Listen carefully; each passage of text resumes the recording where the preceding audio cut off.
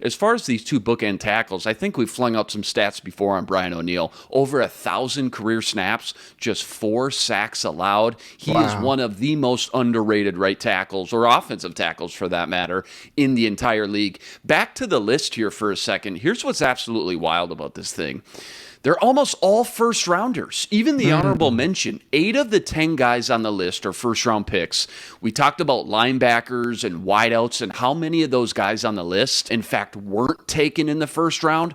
Those are the positions you wait on in the draft if you're a GM. Take risks on high upside guys with the physical tools, the DK Metcalfs, the Tyreek Hills, so to speak, the Stephon Diggs, right? And you take your first round picks. I mean, history has shown us anything. You invest them into the trenches, offensive tackles, defensive ends, and edge guys. Maybe cornerbacks would be the third premium position in this pass-happy league you want to spend your early picks on. But no list that we've gone through here on this show has the ratio that equates first-round picks to success when it comes to the best players in football like this one. So simply put, you get what you pay for when it comes to drafting offensive tackles. Only David Bakhtiari, who many still say benefits greatly from playing with Aaron Rodgers, who's got that ability to manipulate the pocket and escape from sacks so well, and Terrell Armstead, who's all the way at number 10 on the list, were drafted outside the first round. So that's pretty wild. The other thing I got to mention here is yesterday, Reggie, you weren't here, but Sam and I broke down the top 10 guards. 2 of the top 5 guys in the league, Brandon Sheriff and Joe Thuney, could have been had in free agency, and you could have turned a weakness into a strength if you just kind of admit defeat and say, yeah, you know what? Okay, we have a hard time drafting and developing these guys, and let's just go out and pay top dollar for one. Well, on this list, you've got Trent Williams as the number 1 tackle in the NFL. Do you remember what the Niners traded for Williams from Washington just a few years ago?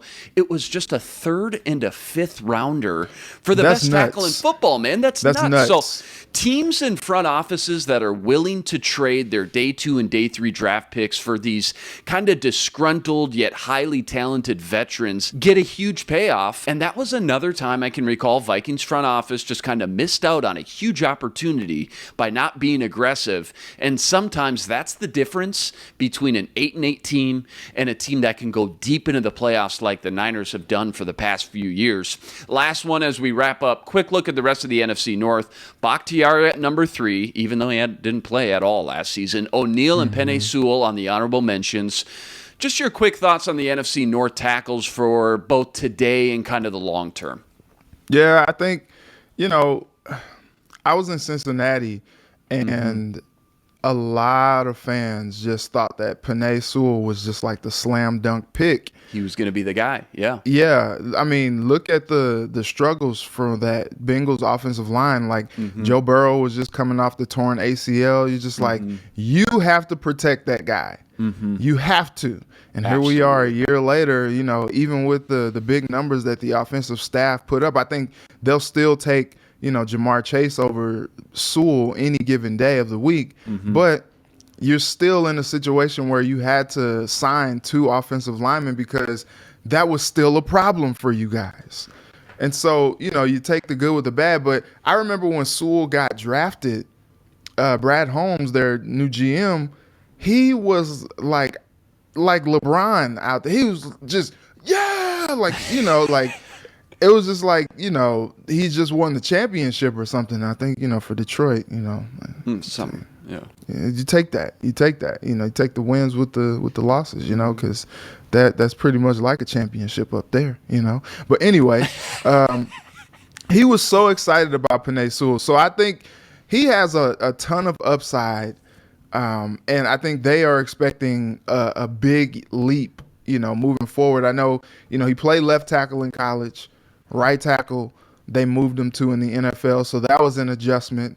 And an adjustment when you talk about game speed in the NFL as opposed to college. So he really had a little bit of a learning curve, but I think they are hopeful that he is going to be a guy for them. I think that offensive line of Detroit is going to be solid next season. It's primed, man, to be really good for a long time. Yeah, and so I think they're going to, when you look at the Vikings, the Lions, and the Packers, I think, between those 3 offensive lines, throw them in a hat, pull one out, and just kind of see what happens. I think there are more question marks with the Vikings on the interior than there are with, anyone else. I know there's probably a question mark. You put David Bakhtiari so high up on that list, but I mean, he's a big dude. You don't know like how he's going to respond back, what his lateral agility and quickness is going to be after, a devastating injury like that. So, maybe cool it on the optimism a little bit. But I think, with their offensive line,